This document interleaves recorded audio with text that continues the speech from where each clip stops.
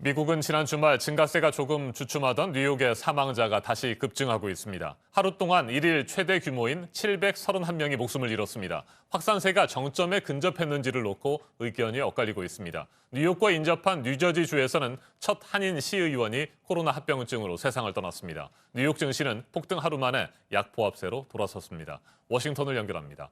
임종주 특파원, 뉴욕의 코로나19 확산세가 정점에 근접한 것 아니냐, 이 같은 분석이 어제 나오지 않았습니까?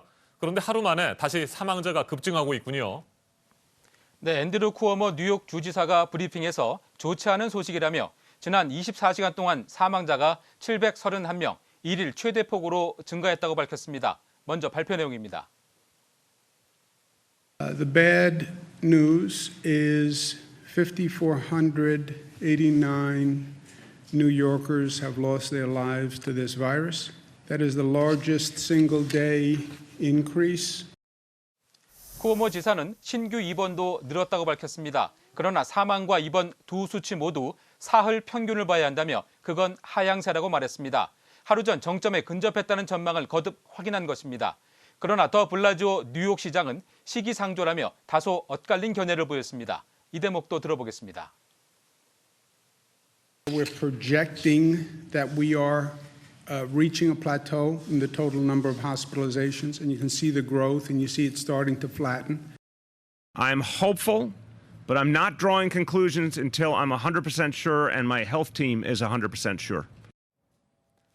네, 뉴욕의 바로 옆이죠. 뉴저지주에서 첫 한인 시의원이 코로나19로 별세했다는 소식도 들어왔군요.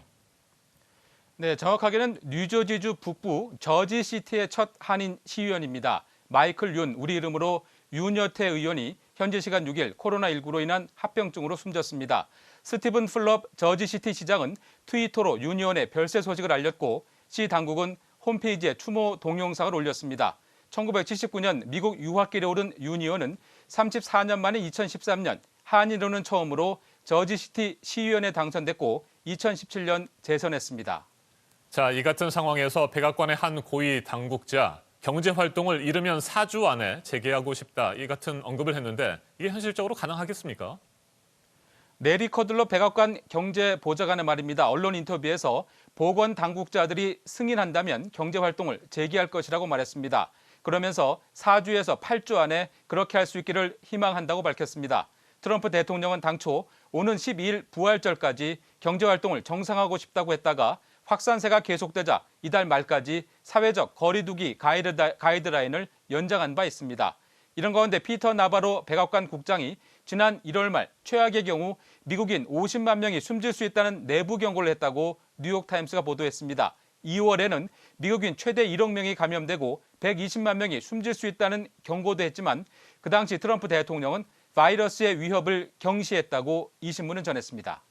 네, 어제 뉴욕 증시는 폭등했는데 오늘은 소폭 하락했어요. 네, 그렇습니다. 다우존스 산업지수는 장 초반 급등세를 보이다가 어제보다 0.12% 하락 마감했습니다. S&P 500은 0.16%, 나스닥 지수는 0.33% 각각 떨어졌습니다. 뉴욕주와 뉴저지주 사망자가 다시 급증하는 등 확산세가 여전히 심상치 않아 보이는 상황이 투자 심리를 위축시킨 것으로 분석됩니다. 지금까지 워싱턴에서 JTBC 임종주입니다.